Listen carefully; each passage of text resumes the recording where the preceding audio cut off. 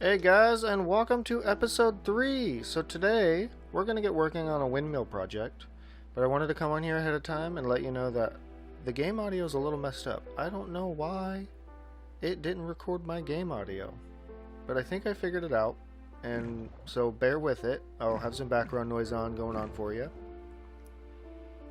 I also wanted to address a few other things.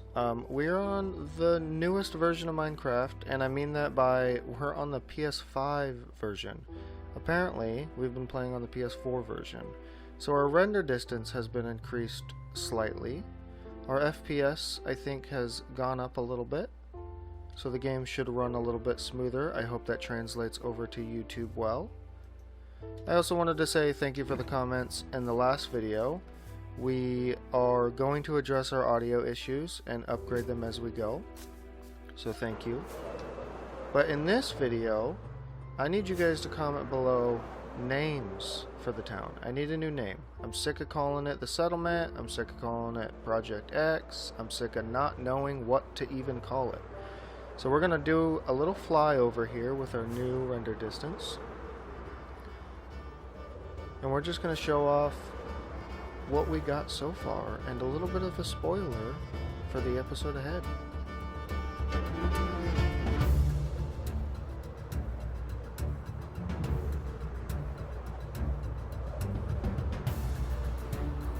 So as you can see here, we got the windmill started. We got the industrial district started. And we're feeling pretty good about it. But we gotta get this build finished, because honestly, living outside like this is dangerous. And I'm over it. So, let's get to building, let's get to crafting, let's get to having a good time. So, we're gonna focus today a little bit on the big build, or the windmill. We're gonna put it on this plateau we've leveled off.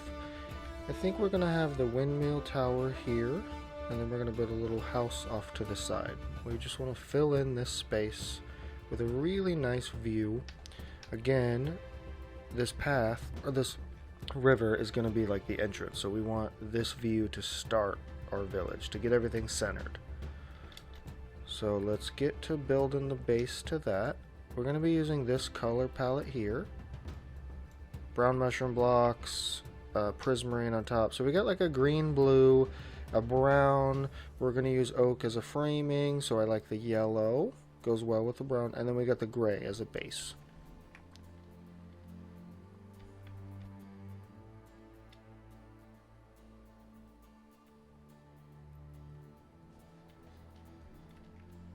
So we're just going to speckle cobblestone, andesite, and gravel. We're going to follow this gradient all the way up. We might get some dead coral to start mixing in, but we're going to see how these 3 blocks look first.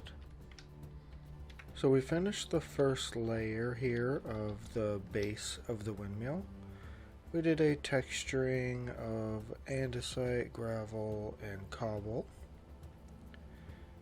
We'll probably come back through and do some like fine touch texturing, add some more gravel here and there. Add some more andesite here and there. But I particularly like these blocks together because they kind of line up pixel-wise. So if you look where the line is, you could see that the pixels of the art they designed line up fairly well. So andesite and gravel kind of look like the same stone, just in 2 different states. Gravel looks a little more distressed, a little more peppery. And then as you get down to cobble, it gets a little more distressed, more cracked. I think we can add some moss on this side because we have the idea that the ocean mist is, or the river mist is hitting the edge of this windmill. And now we're going to work on the next layer, which is going to be the brown mushroom that we collected and the mud blocks.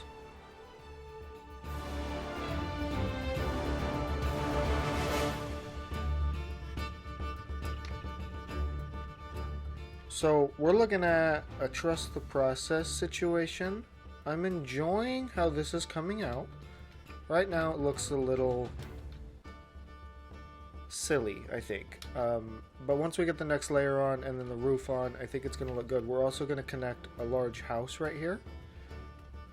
We're going to use this as a storage facility, a starter base for the area, as we get everything moved over here and we get things building. This won't be the house we end up living in. We're just going to use this for now. But if you look, our elytra is about to break and our tools are getting a little low. So we're going to run back over to our creeper farm and we're going to gather some XP.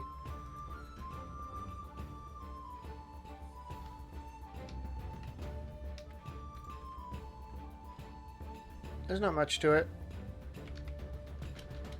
It's a pretty simple farm design. It works best at night. It's a good place to gather some XP. So if we flick this lever on, oh, we gotta, what's happening here? Sometimes we get these guys in here. I don't know why.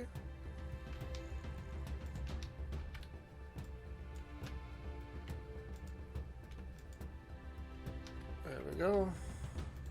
That, put back, and as you can see here, we got just a couple simple killing chambers. They fall down here, get in this minecart, shove into here, die. Oh, I picked up the trident on accident. Let's pop that back in there. I think that's where that goes. I don't know, we're gonna find out. Let's go up top here.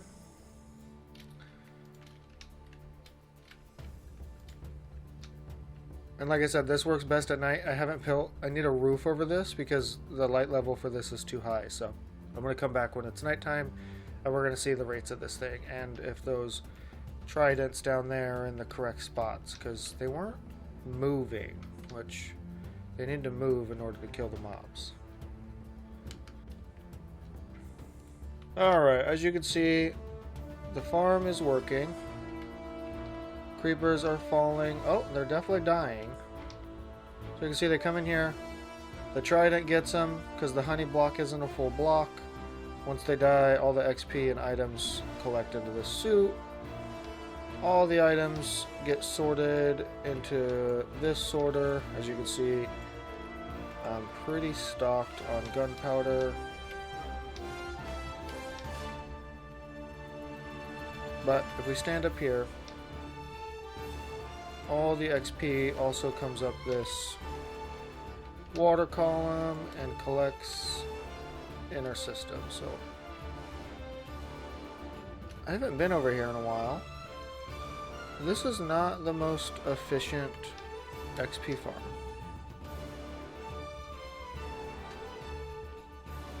I mean, it's really good at getting gunpowder, as you can see. Not so good at getting XP. This is taking longer than I want it to. So we're gonna head over to another one of our XP farms.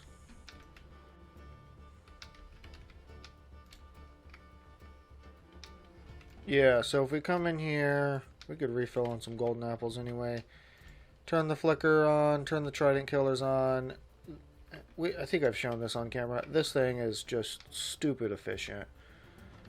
You can see items overflow, just start spitting out of this snow block into this lava here.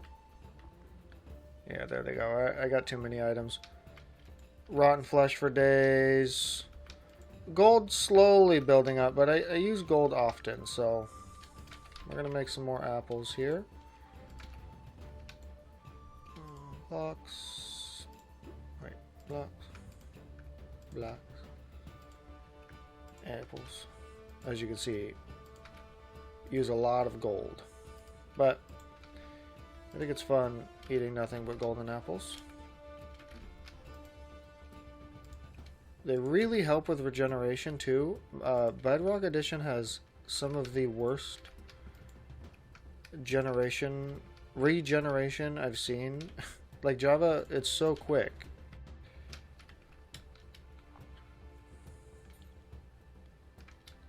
Alright, let's gather. You'll see this is going to heal my axe probably in one little go here.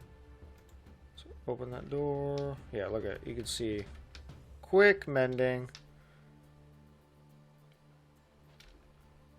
So pretty good. I'll just let that run a little bit longer. We'll probably build another version of this in... We're going to just pop those in there. The new area. I still need a name. Comment below. Names. I have a couple idea, but nothing set in stone yet. Again, we have barely even built anything over there. Wow, what a weird glitch. You can see the rain through the... Wow, that's so weird.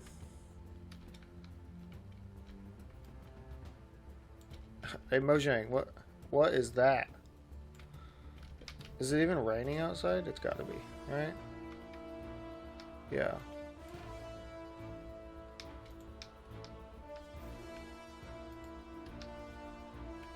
Boom.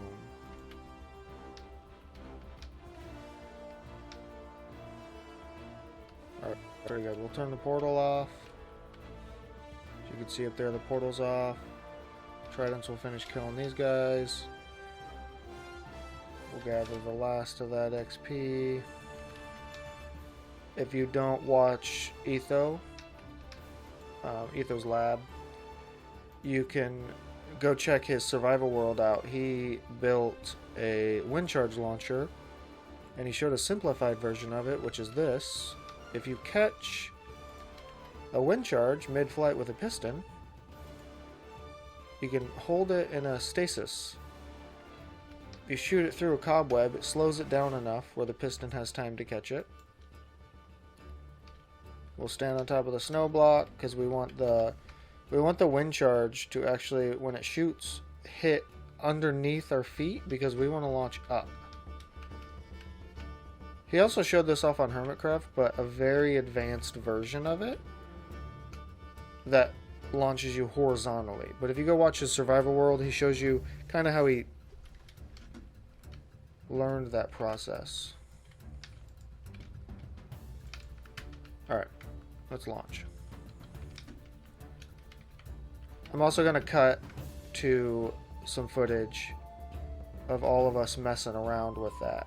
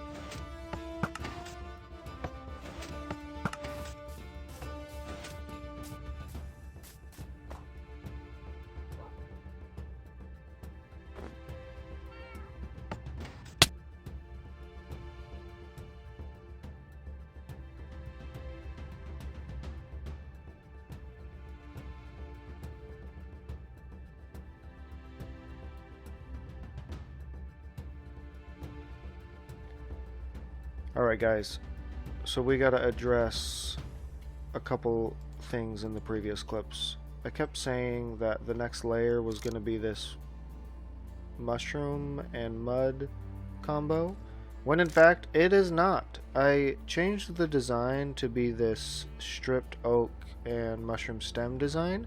The next layer will in fact be the brown mushroom layer, but we need more stripped oak. I changed the design. I needed supplies. So I think we're going to end the episode here because I'm going to have to shift my focus to build a oak tree farm. I could run around and farm a bunch of oak trees and get enough, but honestly, I think a farm is going to do us good in the long run. So we're just going to build one over here, and I'm going to show that off in the next episode, and then we're going to get to building the rest of this. So I hope you enjoyed watching this episode, and I hope you like and subscribe this video. Come back for more. And please, please, please don't forget to comment a name for our town.